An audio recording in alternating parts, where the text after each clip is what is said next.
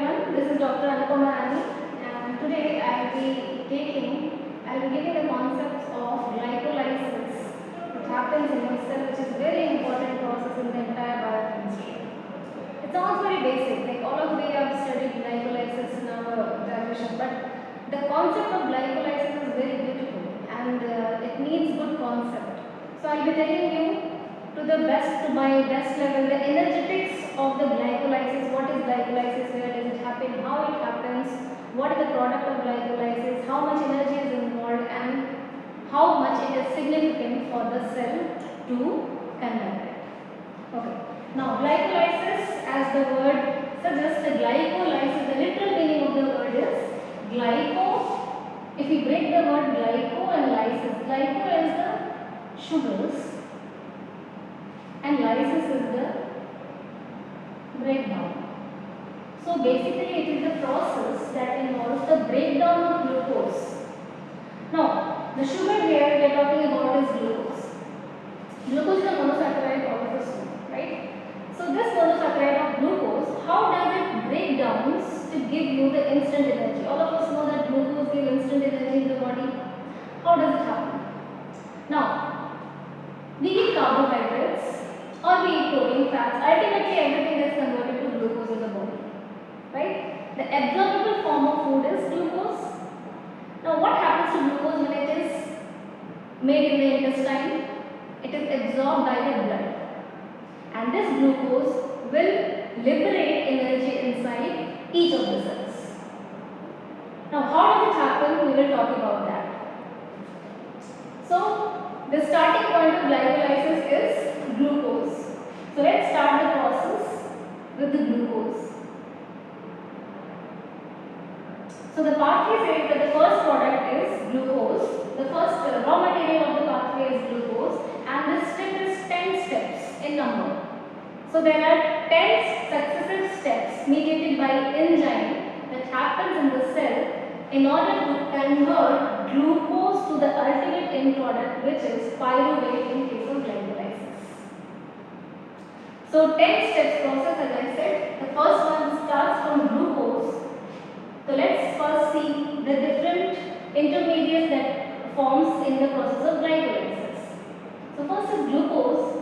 From glucose, the next comes glucose 6-phosphate. From glucose 6-phosphate, next comes the fructose 6-phosphate. From fructose 6-phosphate, next comes the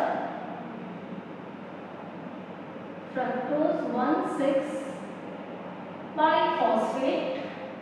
From fructose 1,6-biphosphate, next comes the glyceraldehyde 3-phosphate, which is in dynamic equilibrium with dihydroxyacetone phosphate.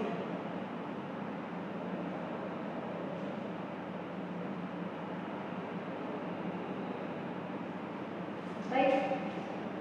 So I will be dealing with all the steps successively. Let's first write the steps. After glyceraldehyde phosphate, next comes the 1,3-biphosphogyceric acid, which you can say it as PGA. In short, we can call it as PGA. From 1,3-bi-PGA, next is 3-PGA, 2-PGA, polyenol pyruvate,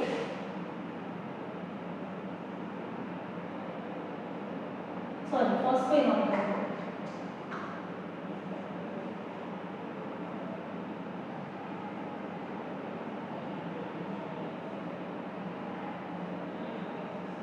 And the ultimate end product is pyruvate. So all of us know this is 10-step process. If we see the process, this is step number 1, 2, 3, 4. This is 5, This is 6, 7, 8, this is 9 and this is 10 step. So we can see this is 10 step processes, right?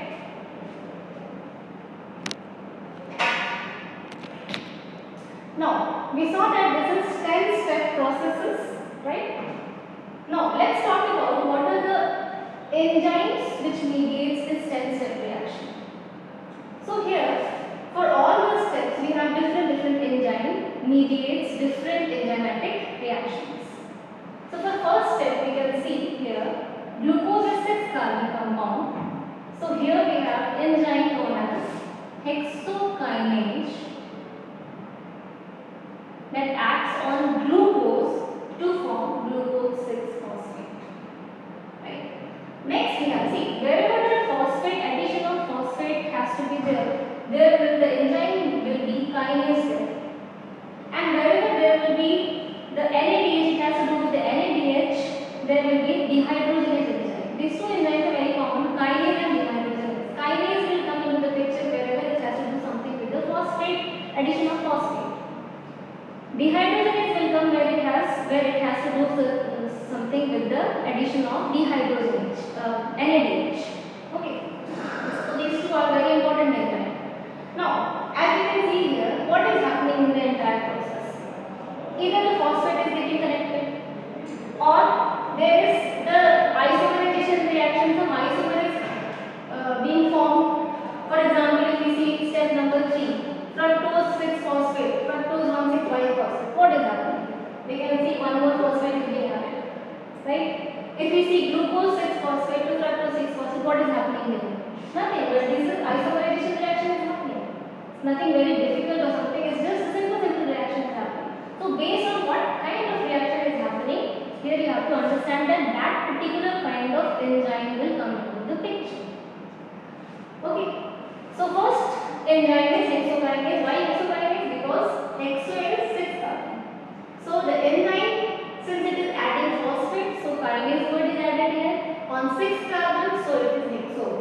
So overall it is hexokinase, the first important enzyme in the process of glycolysis. The next is glucophospho isomerase. Okay, since glucose and fructose are isomers of each other, we know that. So there has to be certain kind of isomerase. Now what isomerase? So it is working on glucose 6-phosphate. So there will be glucose, since it is phosphorylated glucose, so it is phospho and then it is isomerase. Glucophosphoisomerase. No need to mark up. It's very simple. You just see the substrate and you can name the enzyme. Next, fructose 6-phosphate to fructose 1,6-biphosphate. What enzyme should be here? Since there is the addition of extra phosphate group, so what enzyme is expected here? Definitely some kind of kinase. So kinase here, which kinase will be there?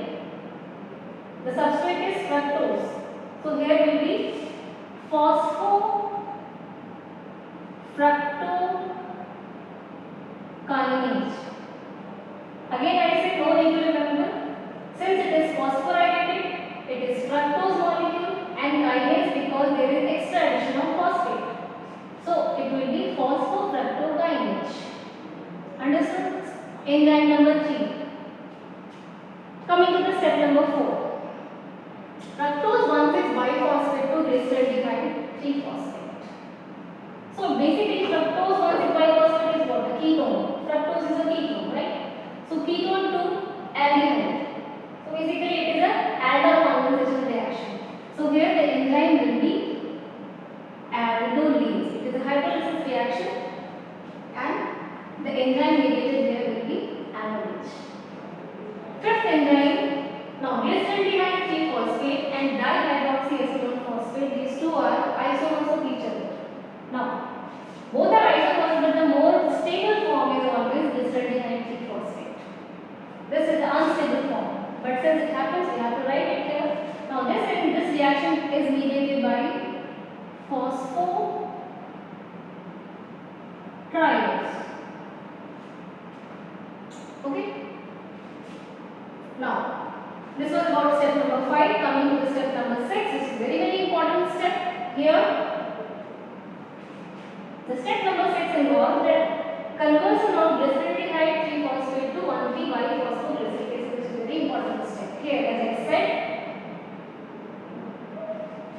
this is a step where NAD plus is involved. NAD plus is nothing but the fuel of the cells. We can say the big brother of ATP. ATP is the source fuel for the cell. ATP generates energy. But NADH, one NADH molecule contains 3 ATP molecules. Energy wise, if we see, after ATP there is FADH. After FADH there is NADH. So these 3 molecules are energy currency of the cell. So already the phosphate molecule is being added here. One thing is addition of ATP. The next thing is addition of NADH. So NAD plus is used to generate here NADH plus, and this enzyme mediated reaction is catalyzed by glyceraldehyde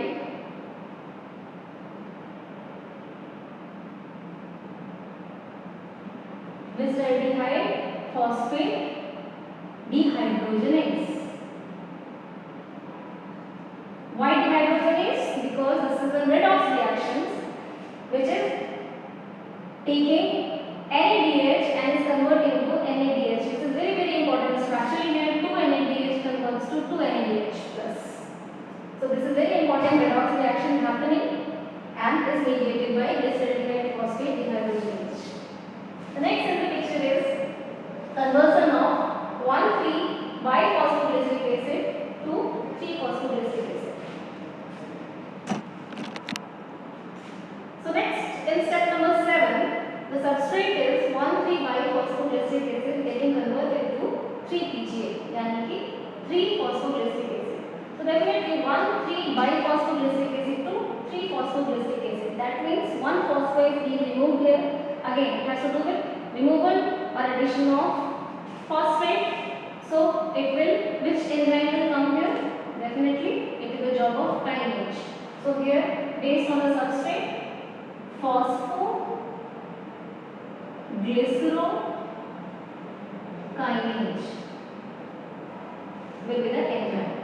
Next, step number 8, if we see 3-phosphoglyceric acid to 2-phosphoglyceric acid. Definitely these two are isomer, position isomer. So here 3-phosphoglyceric acid to 2-phosphoglyceric acid, the enzyme will be phosphoglyceromutase. Okay. See, mutate and isomerase will come wherever it has to do with the isomers. Okay. So next, the 9th step, if we see 2-PGA to PEP, phosphoenol pyruvate. So here it is the enol form of phosphoglyceric acid. So wherever enol form is coming, that means the enzyme will be enolase. Right? So 9th enzyme will be enolase. The 10th and the last enzyme will be phosphoenol pyruvate to pyruvate. That means there is the liberation of ATP, because the phosphate is going out. So this phosphate is going and getting added to the ADP to form ATP, and thus the pyruvate molecule is formed. So it has to do again something with the phosphate. So the enzyme name will be here based on the substrate name. The enzyme name will be pyruvate kinase. Understood? So this is the 10 steps mediated by different enzymes.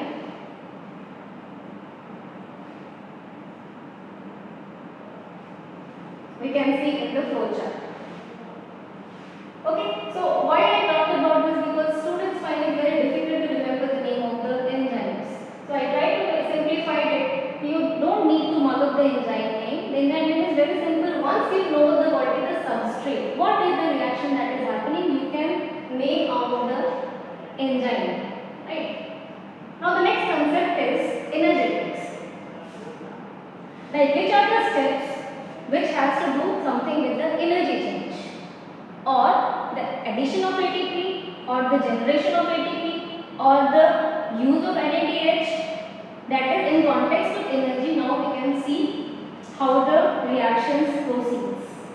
Okay. Now to remember it, just remember this, that ATP will be involved in step number 1, step number 3, step number 7 and step number 10. To simplify, just remember that the involvement of ATP will happen only in the 4th step of glycolysis, step number 1, step number 3, step number 7 and step number 10. Which is the other brother of ATP? I said you NADH. So NADH has to do in which step?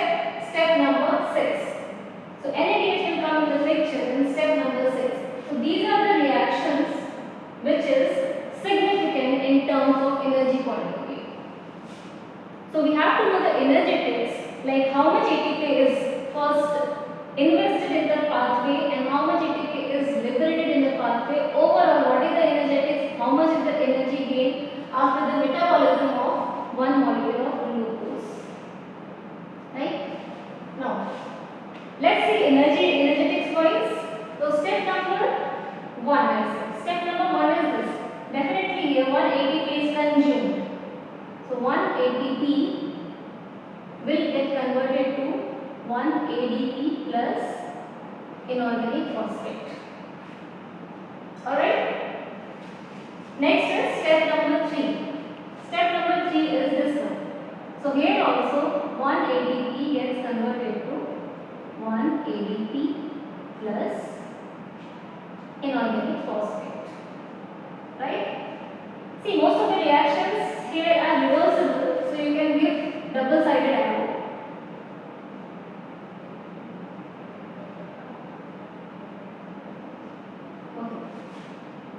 And this is the important step, the first step. Then, okay. Now, next is this, step number 6, where 2 NADH comes in the picture and NADH is converted to NADH. NAD plus gets converted to NADH. Right here. Now, so 2 NADH corresponds to how many ATP? 1 NADH corresponds to 3 ATP. So 2 NADH will correspond to 6 ATP. So overall, this particular step will correspond to generation of 6 ATP in the glycolysis. Come to step number 7. This step. Here also, you see there will be generation of now here will be the generation of 1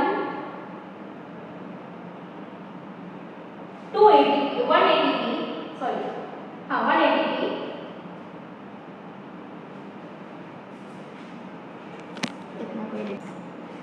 Now here also there will be generation of 1 ATP. Remember, step number 1 and 3, there was the investment of ATP. Step number 7, there is generation of ATP. So it's opposite process. So step number 7 and step number 10. Now this step will generate 1 ATP. So overall, since we have glyceraldehyde is 3 carbon compounds, so this reaction will happen 2 times from one glucose molecule. So can we say that we will get overall 2 ATP and here and 2 ATP here? Overall how many ATP? So 2 ATP is invested, 4 ATP is formed. So 6 ATP from this NADH. So NADH will give you 6 ATP and ATP will be 2 ATP is used, so we can say minus 2 ATP, and overall 4 ATP is generated, so we can write plus 4 ATP. Now it becomes total how much ATP? This is 6 ATP. So 6 plus 4, 10 minus 2 is 8 ATP. So there is a net gain of 8 ATP in the reaction of one glucose molecule to convert into pyruvate. Alright?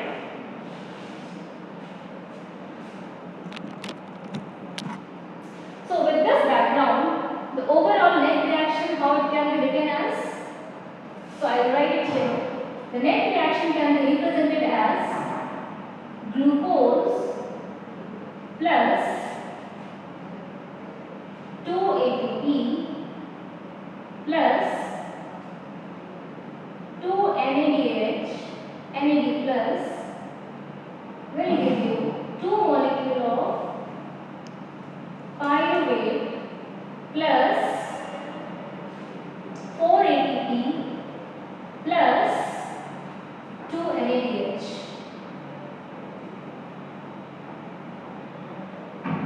2 NADH. So the overall reaction will be this. Overall reaction for the glycolysis. So always remember, the burning of 1 molecule of glucose will yield 8 molecule of ATP. That corresponds to, if we say calorie wise, energy wise, it will become 34 kilojoule. Okay.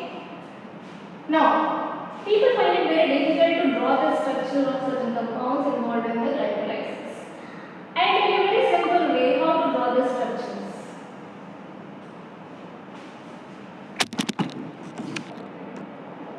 Now, this pathway seems very simple, but when it comes to drawing, it becomes very difficult for certain students. So, I'll tell you how to simplify it and how you can easily make the structure of all these compounds, which sounds very difficult, but it's actually not that difficult. Let's talk about first glucose. Glucose, all of you can draw. Glucose is simple. 6 carbon compound. The ring form is very simple, and you can draw it like OH, OH, OH, OH, CH2, and here OH.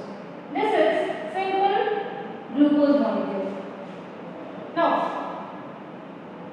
glucose is converting to glucose 6-phosphate. So, if you number here, carbon number, according to carbon number, the first position of carbon will come here. 1, 2, 3, 4, 5, 6. So, it is glucose 6-phosphate, which means the phosphate will be added in this carbon, carbon number 6, which is here. So, always remember the phosphate is connected to oxygen. So, can we say here that this hydrogen will be replaced by phosphate molecule? Yes? Now remember this, when I am writing it as P, it is not P, it is PO4 2 minus. Sorry, PO3 2 minus. PO3 2 minus. So this I am representing it as P. Okay? Now, it is glucose 6-phosphate. Now, fructose 6-phosphate. So let's draw the structure of fructose, which is very simple. Fructose is 5 membered ring. Glucose was 6 membered ring. Fructose is 5 membered ring. Can we get this carbon compound? So we will make it like this only, but always the oxygen is between 2 and 4th carbon of the compound. So let's make it. So one carbon will be here, one carbon will be here. So this is fructose 1.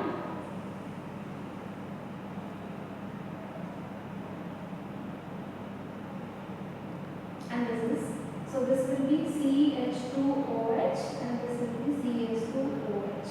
So this is fructose molecule, right?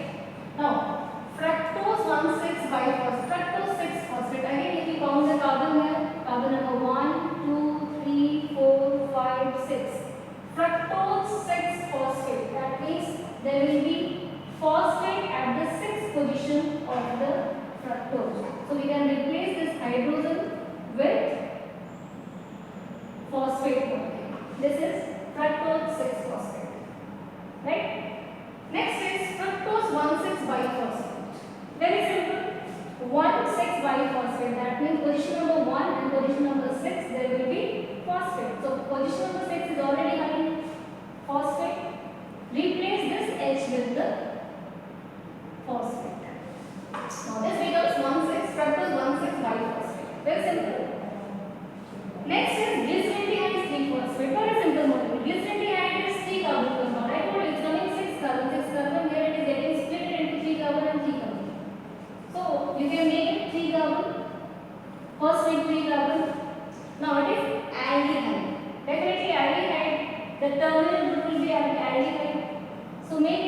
and aldehyde. Now what is aldehyde?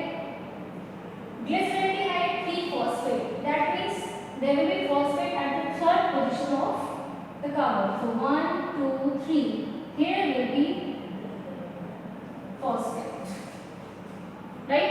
See, always remember phosphate is getting connected to the oxygen of the third carbon. Here also, if you see everywhere, the phosphate is being added to the oxygen of that particular carbon. Okay? So, glyceraldehyde 3-phosphate. So, this will be OH. So, this is very simple structure. You don't need to mug up.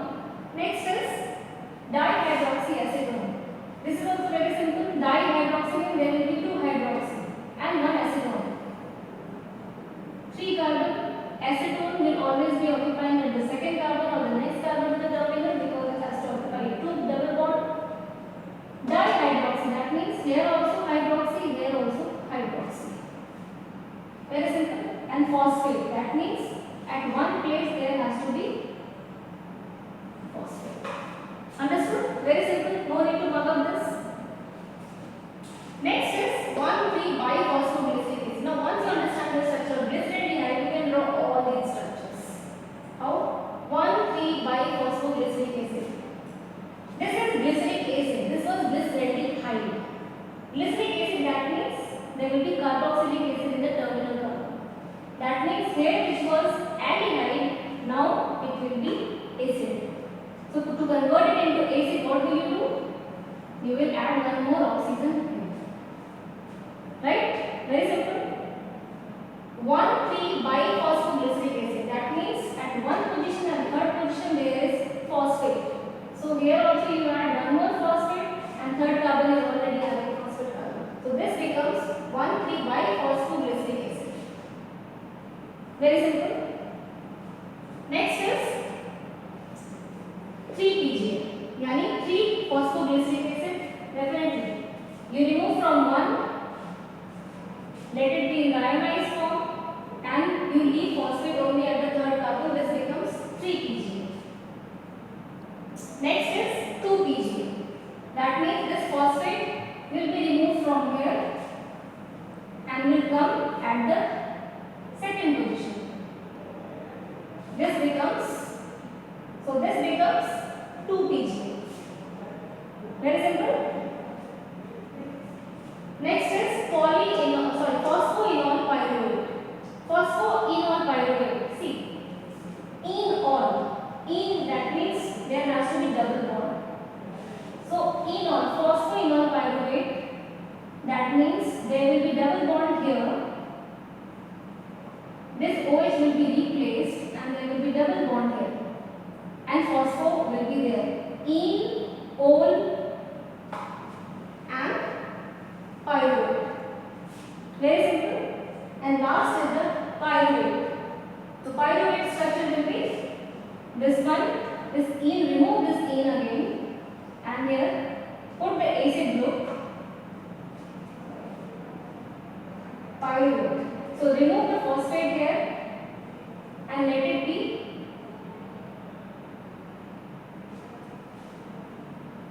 double bond here and CH2OH. CH2OH. This is pyruvate.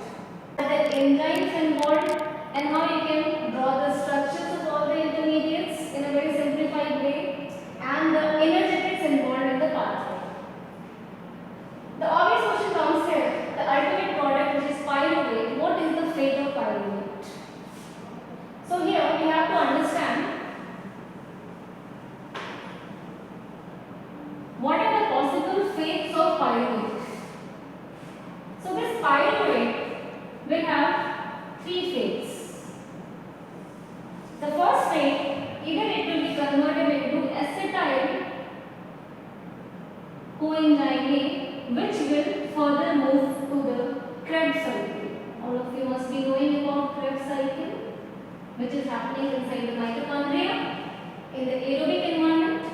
So when the cell is in aerobic environment and is getting sufficient oxygen, that means this pyruvate will be getting converted to acetyl coenzyme and further which will be moving towards Krebs cycle to generate the ultimate product of oxidation, aerobic oxidation of pyruvate,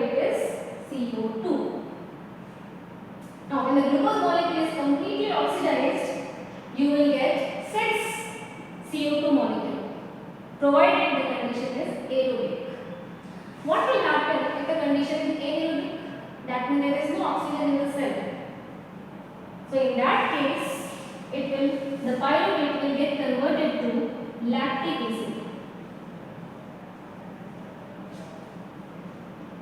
So this you call it as anaerobic reaction. So either it will undergo aerobic reaction in presence of oxygen, which will be taking the reaction toward acetylcholine, that cycle and ultimately burning to CO2. If it is not getting sufficient oxygen, it will get converted to lactic acid. And this is what happens in your muscles when you go for a marathon run or when you do strenuous exercise. What happens? Your muscle cells is deficient of oxygen because of strenuous exercise. Now when it is deficient in oxygen, there is anaerobic respiration happening in the cell, which will convert the pyruvate to lactic acid, which is accumulated inside your muscle cells, and you get muscle tetany because of accumulation of lactic acid.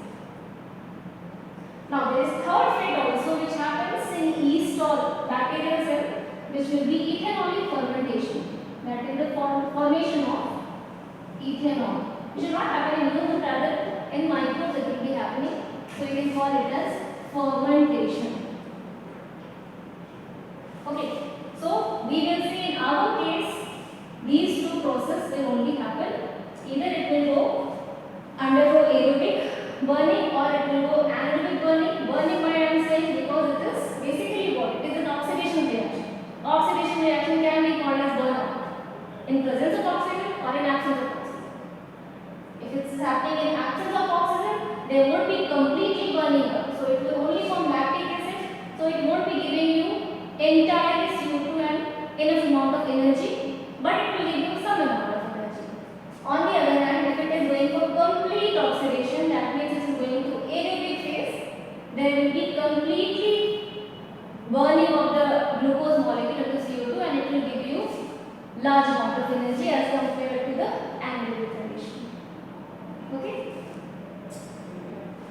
So now let's talk something more also about glucose. So glucose is the energy currency of the cell, right? The instant source of energy is glucose. We all of us know that.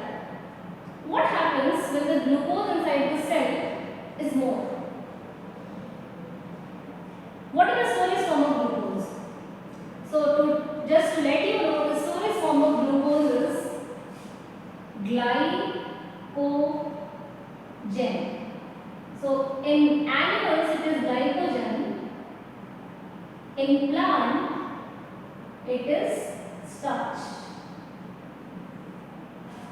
So the excess of glucose is converted to glycogen. Again, the glycogen can also break down to form the glucose, and this glucose will again undergo through this pathway to generate energy. That will be called as glycogenolysis. That is another pathway. So to make you understand what is the fate of glucose in the cell, either it will be stored. If it is in excess, it will be stored. If it is in optimal amount, there will be ongoing oxidation reaction. Basically, what is this? This is an oxidation reaction, the step of oxidation reaction to liberate certain amount of energy. Right? In all the cells. Basically, let me tell you, this process happens in all the cells of human body, including your RBC also, but RBC is not having aerobic condition. Why? Because there is no mitochondria in RBC. So there will be the formation of lactic acid in RBC. Rest all the cells will be performing this reaction and there will be generation of energy in this particular way. I hope you liked my video. If you have any doubt, you can write it in the comment section and I will come up with the next process of metabolism. I hope this solves many doubts, and here onwards you will be able to draw the structures and understand the process in much easier way. Thank you for watching this video.